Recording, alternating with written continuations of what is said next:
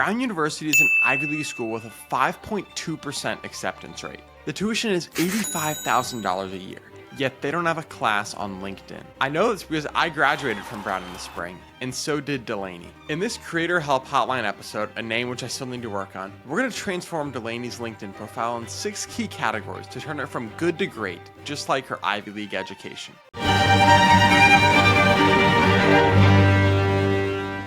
Welcome, Delaney. Thanks, Daniel. Pleasure to be with you today. Okay, so to start us off, can you give the audience a background on a little bit more about you and just tell us more about yourself. Absolutely. So I just graduated from Brown. I did my master's at McGill. I am jumping over from the professional athlete space into a little venture that's in the water tech industry. And really, for me, this is my first stab at entrepreneurship, and I've loved being in this space. I've followed Daniel with Place to Place, but the whole goal for me is to think about water and think about the water future. So I'm building a company called Value Stream Capital, and the whole premise of the company is to finance and operate decentralized water systems that will allow mid-sized industries to treat and reuse water sort of directly on site.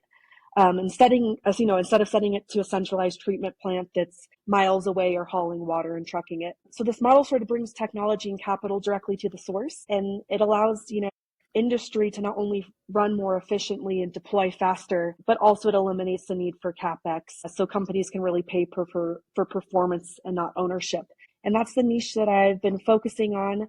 It's what I did my master's in. And I'm excited to, transition from being a pro athlete into another space that's just as demanding. That's really cool and fascinating. Can you give, for the audience's benefit, one example of what you want to do with value streams? Like, let's, use my example of hometown in Louisville, Kentucky. How can value streams add the value? Totally. Let's think of, do you know a brewery near you, Daniel? Anyone that's on the street or close by? Yes, 1020, like a beer brewery. Okay, yep. Let's use the example of 1020. Okay, lovely. So we would go to 1020. We'd ask them all about their wastewater. We'd learn the makeup of the water. We'd ask them for water samples, send that to a lab, and figure out what's valuable in their wastewater stream. A lot of the time it's going to be water. For a brewery, it could be ethanol, or there could be other components of the stream that maybe could be circular and recycled back into the industry. So instead of 1020 hauling all of their water to be treated off-site, we would basically find a tech partner and build a turnkey system that allows them to get value out of their wastewater stream. And for a company that's a little bit smaller, that maybe has a permit, that there could be a capacity bottleneck that they face. So by recycling water and having water autonomy through a decentralized unit, they could increase production, so on and so forth. That's kind of the whole goal of decentralized water, is to allow for industries that are seeing wastewater as a liability and a burden to rethink it and actually find value in it and keep it on site, especially in a future where there could be water scarcity. That's pretty cool. It reminds me of two things. One, my dad used to work in the hotel industry, and at his hotel, they used to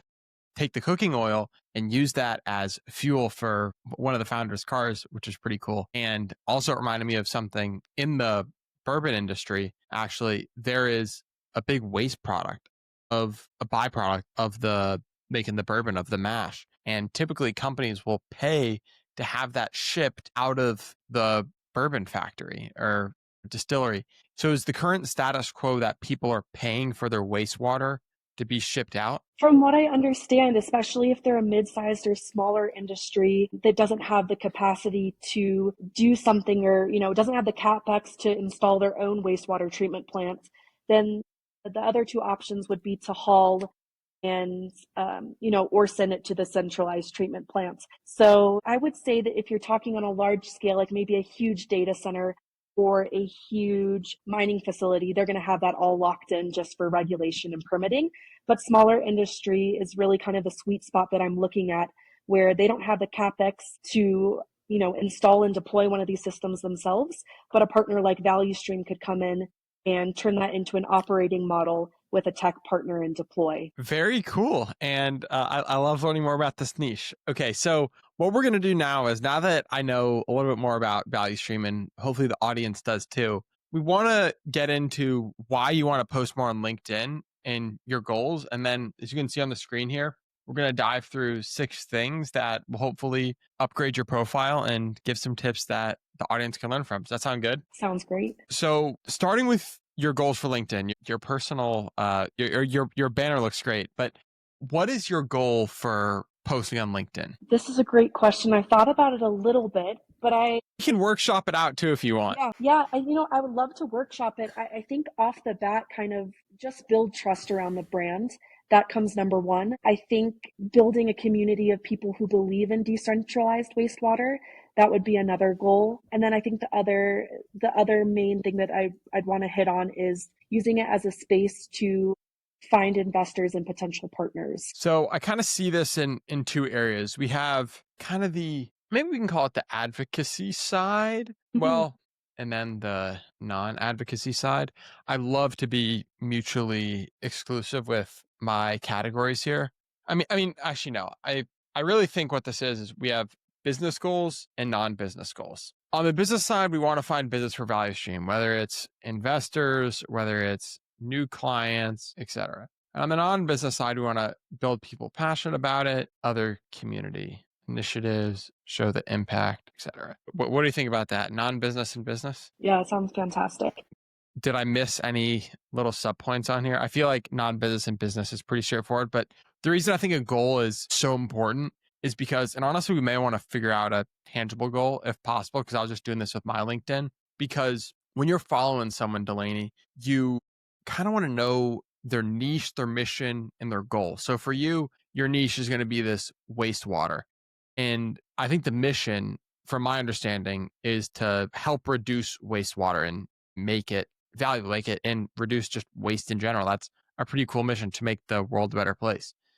And but then the goal, which I think a lot of the best content creators have, is like the goal. I mean, we want to follow you, Delaney, on a journey. So on the journey to maybe removing 1 million gallons of wastewater or 10 million, or I don't know what's feasible, but just to give some other examples, for Eric, he's boxing a celebrity after every 1 million subscribers. So that's a reason to hit the subscribe button. A lot of people right now are building $1 billion business like John Hu of Stan. And we kind of want to figure that out for you too. So that's something. What do you think about that? Do you have any ideas? Yeah, totally. I mean, I think off the top of my mind, when I've talked to people about the idea and investors, I've always led with this saying that I don't believe in the word wastewater. I think that when I've been someone who's kind of into semantics, and I think when we call wastewater, we end up treating it like waste. And so the whole idea is sort of disrupting that, and instead of calling wastewater, calling it a value stream, a stream that is full of value and energy and minerals and nutrients, and then of course water itself. So when I think about maybe a goal, I think maybe it could be in line with the idea of disrupting this wastewater paradigm, or even, thinking about deploying, projects deployed with potential partners in the space. I think I'm still a little bit lost on the LinkedIn front of where, what would incentivize somebody to want to follow on this journey. That part I think I need to think a little bit harder about. So I think, I'm thinking out loud here, but I think I don't believe in the word wastewater is great. Like that may even be a great personal title here, because I don't believe in the word wastewater gets someone to click, because I'm thinking, what is wastewater or something like that? I'm honestly just going to move this here for when we go to that. And for the goal, I think a good place to start might be something like, building 100 value streams, or Mm, maybe 1,000.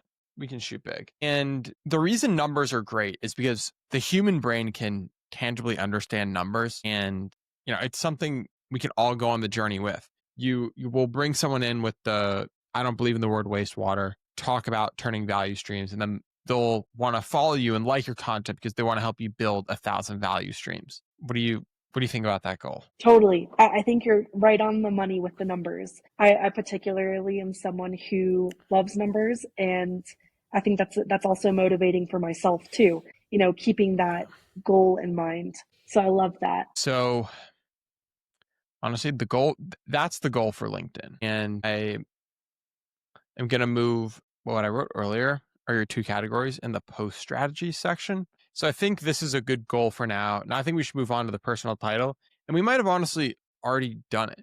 Now, the reason I'll show you why I don't like your current personal title is because if Hmm. you see here, it gets cut off. So value stream, no one knows what value stream is. You know, this has been started in September 2025. And then Brown University graduate. That might be, it's a little long. It gets cut off. Totally. Okay. I didn't even know it got cut off.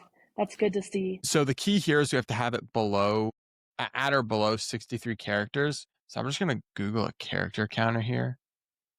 That's for another one. So I don't believe in the word wastewater is 38. So we have a little bit more room to play with if you want.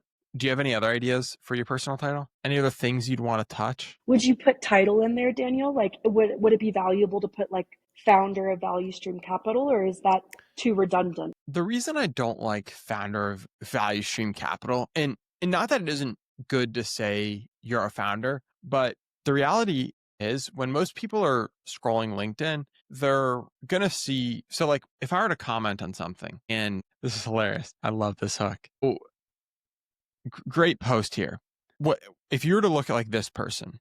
You're looking at their name and their title. So you see me, LinkedIn's the next TikTok. That in a way is the second hook. But if someone says founder at Value Stream and they don't know what Value Stream is, they're probably not going to assume it's water or know the mission you're on. If you make a bold statement like this, I think they're more likely to click on your profile. Totally, And totally. And I that's why I think, like it more. yeah, and I think it's a bit, like you said, it's a bit, trying to think of the right word for it. It's on the tip of my tongue. Maybe controversial. Someone might want to explore or dive a little deeper. Yeah, the word you're looking for is it evokes more emotion, and that's kind of my goal. That's actually what I studied at Brown, and that's a goal with a lot of the stuff. You want to evoke the emotion, or else people, because it sounds AI generated if it doesn't evoke emotion. So this might be a good personal title. Then I'm trying to think of how I could trim it, but I think it's pretty clear. Like, I don't believe in the word wastewater. We can always edit it later. As you're watching this, it may have changed a little bit, so you can check Delaney's profile and see. Before we move to banner image, Delaney, is my audio sounding pretty crisp and good? Yeah, is I mine forgot to sounding ask her. okay? Might be You mod. sound good. No. You Okay. honestly sound perfect. I just sometimes get self-conscious on my audio, and I'm going to cut this out anyways. But I just want to make sure I was good. Oh, you sound fantastic. It's clear. It's super crisp. Okay, good. I've had many times before where it hasn't been, so that's okay. Okay, so moving on now, we've got the personal title straightened out. We're gonna move on to the banner image and profile photo. We'll start with the banner image. And for me, this is a little hard to read, to be honest. And I'm not totally sure what value streams are. So I'm trying to think about how we really want to tell a story with your profile and have that next, the only step after reading your profile is to follow you and help you achieve your goal in building 1,000 value streams. So once we hook them in with, I don't believe in the word wastewater, when we look at the banner image, I think we need to define wastewater, either define wastewater or value stream. What do you think? Do you kind of see Yeah, where my head's at? totally. I think you're right that people don't know what a value stream is yet. And that's the story that we want to take them, or the journey that we want to take them on, is that understanding. Also, I'm thinking about the word turning, because it kind of I think is into the overarching goal of building the value streams. I mean, again, would it be too early to put the goal as the banner? Have you seen anyone do that sort of strategy? I've seen people put the goal in their banner, but I think they're still going to be confused. I think what we should do, I'm going to show, sorry, my tabs are a little all over the place and I forget sometimes where I put what, which is definitely not uh advisable, and you're definitely more organized than me and I can't even get this to go to that half of the screen. I don't know where my Figma tabs went. I also, Daniel, I have kind of a one-liner that I built out with an advisor that maybe we Oh, could, that I fire. could Let's read hear to you. it. I mean, Please. it's again, it's kind of obscure, and I think that it's not completely perfect in conveying exactly what value stream is, but it does touch on maybe two of the points that are important to the company. So it's just value stream capital is transforming industrial wastewater through decentralized systems and performance-based financing. might be too wordy, but that's kind of a one-liner that I've been doing for a lot of outreach. It's different than LinkedIn, but maybe you have thoughts. That sounds a little wordy. Here's what I wanted. Yeah. Okay. So here is my LinkedIn banner. And can you see this? Okay. So you were seeing my entire thing. Perfect. And we can honestly just try these 2 sentences for you right now. So like this is mine that I should just change mine to. So you can kind of get a sense like 2 action words. And I like the background. If you like, what's the current branding of value stream? Let's see. Pretty basic. This was done all in house, so All it's definitely not perfect, but took a stab at it. right, let's take this image of water, put it in the background there. We can make this text, add more of a drop shadow. Maybe make the drop shadow black. And then we could try making the text black. Although, no, I don't like that as much. I don't know. I kind of like this more. What do you think? Because you can see the Yeah. text better than on that. Because the problem is it's white and black. And when it's white and black, you can't see white or black text well. So we got to think of two. And it's hard to think of this live right now. Any ideas? Yeah, I think we could, I think that if we wanted to kind of follow the same structure as follow for, like the insights, would you mind, Daniel, flipping back to your guys's super Oh, quick? yeah. Okay, follow for actionable takeaways to grow on LinkedIn. I see 2 options. I think we can go the wastewater is, and then join as we build 1,000 value streams across the world. I think that might be a good one because I don't believe in the word wastewater. It takes us here. Wastewater is formerly known as, and then you can find that. Yeah, Wastewater is formerly known as join me as we build 1,000 value streams across the world. That sounds pretty legit. What do you think? yeah. And I'll I use it's utilizing the space well too. I think that I love looking at LinkedIn banners. It's just something that if somebody's curated it, and there's been so many creative ones that I've seen, I love the creativity, and I think maybe you can speak more to this underutilized. I know some people have no banner, but just transforming it into something that works harder and works better for the company is fantastic. And I like the approach of 2 lines, kind of laying out the goal, and then also kind of describing wastewater, which is key to understanding, the value of value stream. perfect. I'll send this to you, and if anyone in the comments wants this, I can put a link to this just Figma component in the description.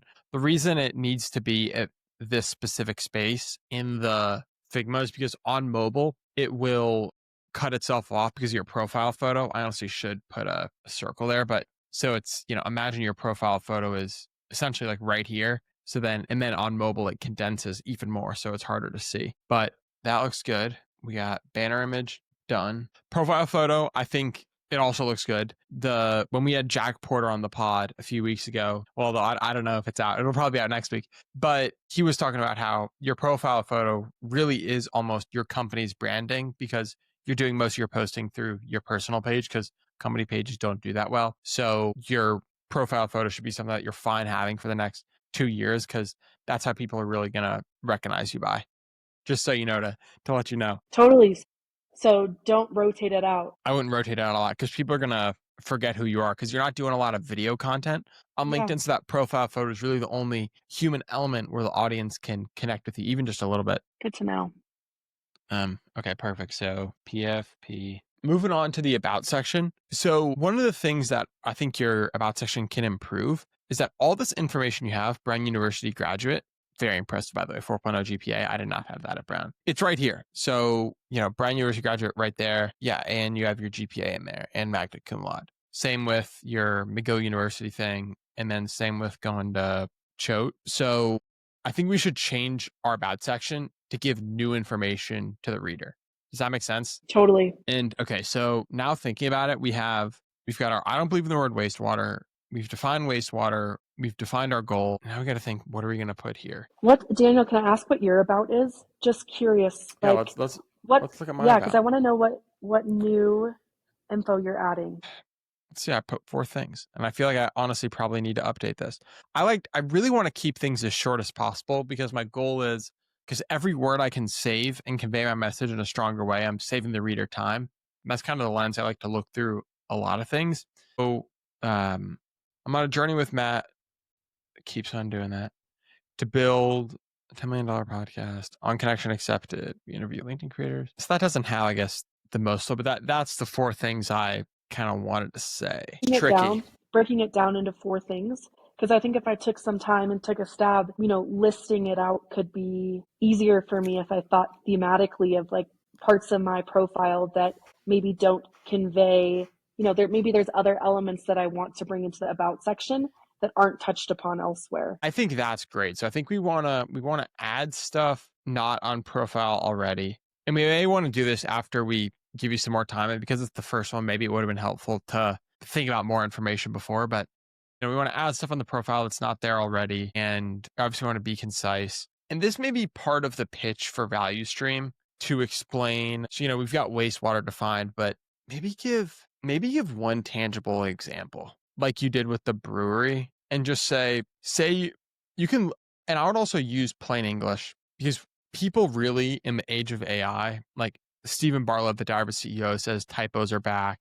All these other creators are. And with ChatGPT, we can get more and more formal, and the more kind of human element and emotion you can have in your writing, the better. So I would even say say we're a brewer in Providence, say we're the Narragansett brewer in Providence, Rhode Island, and then run through that example in the about. That's one idea. And then you end it with the call to action being follow to watch me build 1,000 value streams across the world. I like that. So I would think about a few things you'd want to add that maybe are on your profile. If not, I like just putting a pitch for value stream here. If not, and the audience and I will see what you decide later. Great, I'll workshop it, but this is a great format. Okay, and you can text me too when you have that and be like, Daniel, here's a draft. What do you think? And I'll give you my honest thoughts. Now, moving on to the featured section, you've already got some stuff in your featured section, which is huge. I think a lot of things that I like to show in the featured section are you want to show some social proof that people already follow you, which I think is, pretty cool, showing your Brown University thing. And so you want social proof and also give them an understanding of why they're following you and kind of what they're going to get, because it gives them a preview. You want to be it to like a movie trailer where you're showing like some of the good parts of the movie, but not the whole thing, Perfect analogy. Yeah, and I think it's pretty outdated. Like, I'm not someone who posts frequently on LinkedIn, and that's why this has been so valuable sitting down with you and thinking about strategy. But a lot of it's pretty outdated stuff that I was working on mostly, excited about in my undergrad, and even my master's degree. So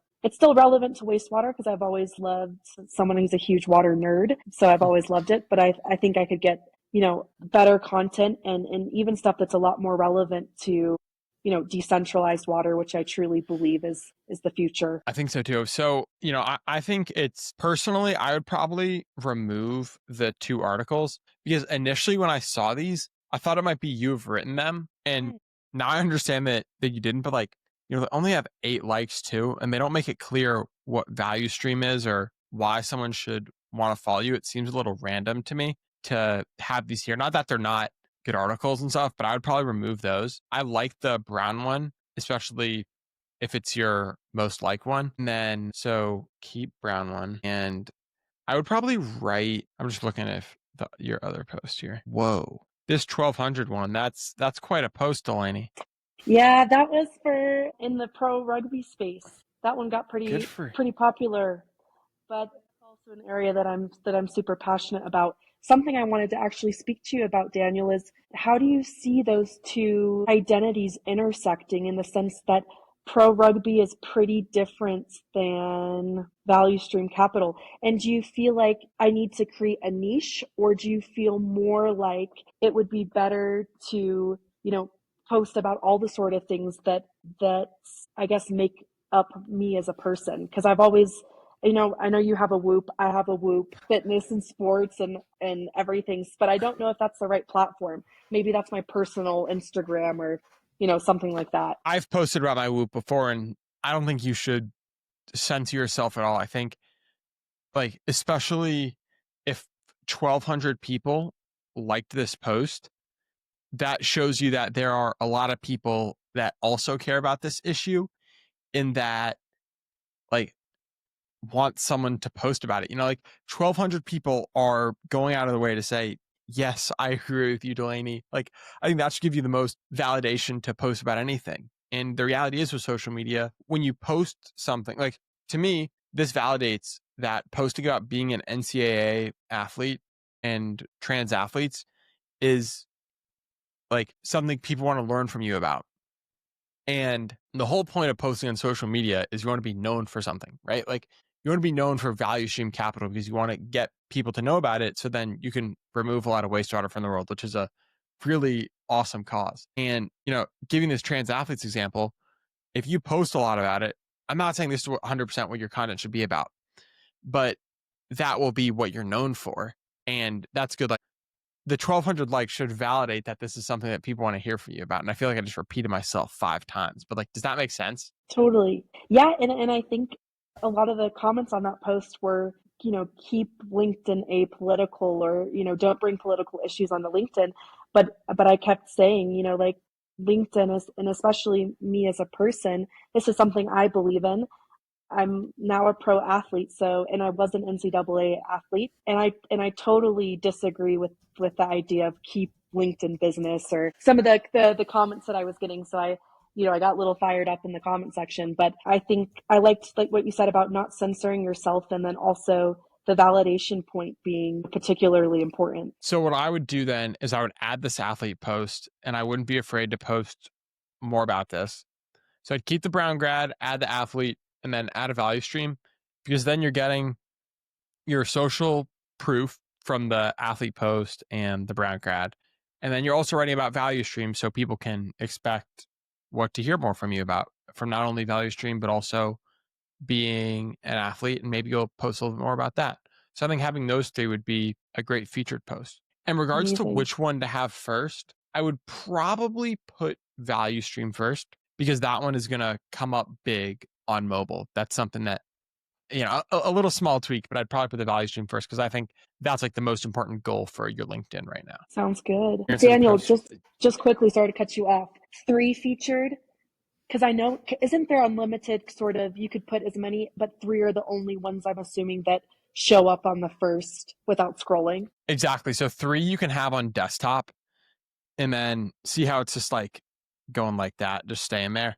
And it's really only 1 you'll see on mobile, but the 3 is just for desktop. When you have so many that you need to scroll past like 10, then no one just sees them all, and it's too much content almost. You don't want to give everyone too much of who you are and all of your best things. You kind of want to save some of your best things for them to follow, because once they hit follow, a lot of your new, like some of your old best content is going to hit their feed as well. Oh, wow. Okay, great. So yeah, that's what I do. I'd put the value stream post first after we write one. That'll be good. Keep the athlete, or add the athlete one to the featured, and keep the Brown grad one. Moving on to the experience section. Got 3 fire brands, earth brands, great. Value stream, fire, and professional athlete, also really cool. I kind of put education experience too. Okay. So I think I'm going to start with education, then go to experience. The low hanging fruit for the education is this. Looks like a pretty big blob of text right now, as Mhm. is. And what I would do is, I don't even know if I'd do this on mine. If not, I should. So see how like the data fluency certificate is 1 line below? Maybe I should edit mine too. But it's easier to read if, you put like maybe academic stuff in one and then athletic in the other, if that makes sense. Academic Yeah. bucket, athletic bucket, and then I would separate by a line so it can be more clear. Because then it would essentially separate these 2 blobs of text and it'll be easier to read. It's like, oh yeah, like she's got a 4.0 GPA. I would also add it. I think you can add it on LinkedIn. Yeah, I would add your grade too, because it looks Okay, better when your lovely. GPA is like this, as opposed to like that, in my opinion. We might even get a little bit of mine too. Okay, so I see this is how they do it. This is what I'm gonna do for mine. Pre-professional clubs, I'm just gonna say not pre-professional. We're even getting a little update for me. How about that? Thank you for that one, Delaney. Oh, Don't want good to share stuff. that with my network. Perfect. Yeah, I Okay. like that. I like that because then it's not such an eyesore to try to, sort it all out. It's just simple. Academic, athletic, bam. Okay.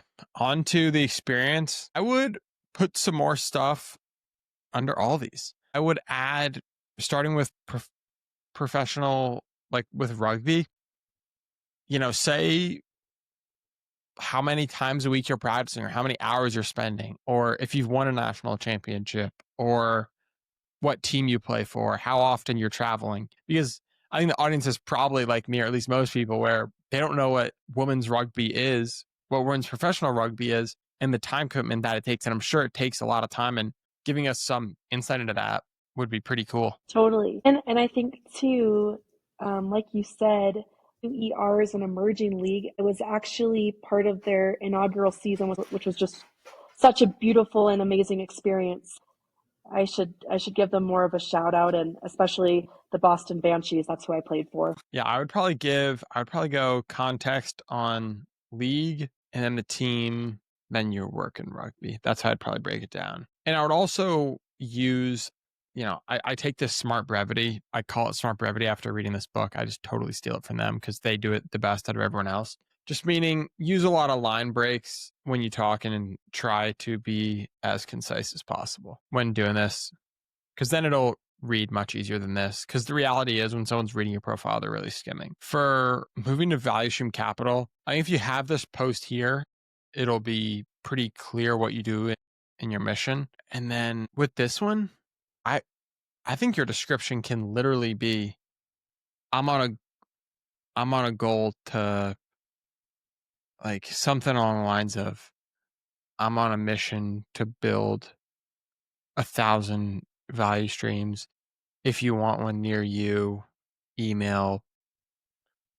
Something like that could be a cool one for value stream, just to keep it easy and close to you. Most people really aren't going to email from this. They're going to see one of your posts and then connect and maybe message you, but this would be a good one. What do you think? Sounds great. I also think too, I like the idea of if you want one near you. That's what we got. We got to get everybody on that. I Mhm. think the other piece that I was thinking about, Daniel, that I hope you'd have maybe some guidance or insight on. I feel like people might not even know this is a possibility.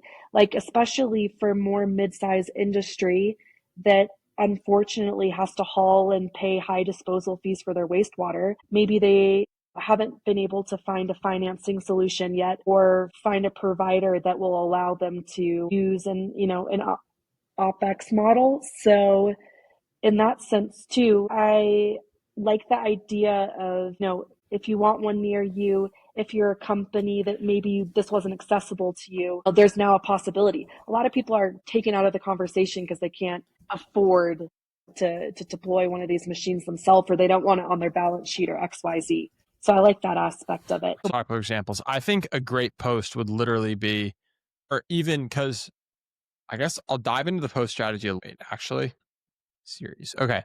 Do you have anything else actually about the experience section before we move on to strategy? I think great. I think I Are you definitely still will add working my at Earth email in. Brands too? Yeah, I am. Okay, fire. It's Um, I fantastic. I love it. They're a great company. If you want to, I would also say maybe what you're selling. So for Earth Cups, I'd probably add a sentence on, like, I help sell non-plastic, anti-plastic cups that are compostable and better for the environment than, I don't know which one it is. Red Solo cups. Email me to buy some. Amazing. Something like that. Okay. You can go through that on your own, but I think that would be cool too if people are seeing it. Lastly, on post strategy, and then we'll finally be done. And I'm sorry if this is going much longer than you expected. I think it's helpful to bucket your post strategy to think of, well, actually, first, here's the first thing you should do, Delaney. You should write 2 weeks of posts, because it's very hard to just put 30 minutes on your calendar and say, I've got to write LinkedIn post for 30 minutes today. And you don't want your creativity to be stressed out by, oh, I've just got to get something out. But if you build up a 2 week buffer before you start posting every day, then you don't have to worry about it. You can just be relaxed and not have to worry about it, and you'll be more creative, because the reality is, this happens to me. I get literally 100 ideas some week of posts. The next week I might get 0. So having 2 weeks of posts is going to be good. And then the other part to help you ideate the post is to have buckets of ideas. So I think, like, having business and non-business is helpful, but the best thing to think of are formats. And here's kind of what I mean. So when I was writing a lot of LinkedIn posts, I would say if I was CEO of Chipotle, that was a post that did really well for me. But for you, I think there's a way we can highlight different businesses that have wastewater and what you can do. And this is going to be really hard to do because you don't want to sound too salesy. Because if you sound too salesy, everyone's going to read. But if you can even try it, like if I were the CEO of a small plumber in Kentucky, here's what I'd do tomorrow. So you could even try if I were CEO. You can try that. Might be a good I one love for those. you. I love those posts of yours. I'm trying to think, what are other format ideas you have or things you would want to write about? Because the goal, Me, Delaney, the goal really is to test like 5 to 10 series because with a series, you can easily make the next one. And when you make the next one, it'll be better than the first one, because you'll have done it once before. And then you're known for something on social media. And that's exactly what you want. So we want to figure out a format and series that you can test a few of them so you can then get those compound returns of social media through a series. Like a series format is the best thing ever you can do. So that's why it's so important. And that's what we want to figure out. totally hear you. I think just this idea of waste to value, I don't know if that could be a particular sort of series, but highlighting all of the potential value that is lost when you haul or dispose of wastewater. So even writing it out kind of in this, if I were a CEO, if I were to pick maybe a vodka company, understanding the specifics of their wastewater and even monetizing it, because there's some pretty great studies out there that can figure out per square meter of wastewater how much monetary value you lose if you dispose of ethanol or yeast or lactate or any of these sort of compounds. There's some great research. So maybe if I incorporated the value part in it too, that could be a way to, not proof of concept, but just a way to showcase all that waste that's being lost, that value that's being lost and just thought of as waste. Yeah, I want to make sure though you're not in the overly promotional category because I think that is something that a lot of new people on LinkedIn mess themselves up in. I was actually just talking to, I actually recommend you follow this guy. I'm not related to him, but I just interviewed him and he was fascinating to learn from. And I think he actually just had a post that I liked. Yeah. So I honestly would follow everything Noah said because he's a genius. And, what he did was he got deep inside the customer's head. He was connecting with his ideal customers and then sending them messages, became an expert pretty much on ChatGPT for SEO and then was talking about jobs in the industry and, would DM people and also comment on their post. And honestly, this can be a great strategy for you. Like I would just start connecting with people in the wastewater space or your target customers. I think the reason he did not get overly promotional, did so well, is because that not over promotionalness. And it's probably just going to take practice of posting a lot. And even Noah's missing a format though. I just wish we had a format. That was probably honestly don't know where I was going with that thought. I'm trying to think of a format out loud for our CEO because like there are a lot of other random things we can do. Like there's a wastewater epidemic in America. Like that evokes emotion. Take out the trash every week, but we don't take out the water. Here's 5 reasons. I don't know, something like that. I should have thought of some of these before. Sometimes what helps me to think about them is in the buckets. Like if we want to build a community and of people passionate about wastewater and we're talking about wastewater. I don't know. Are these sparking any serious ideas for you? Formats.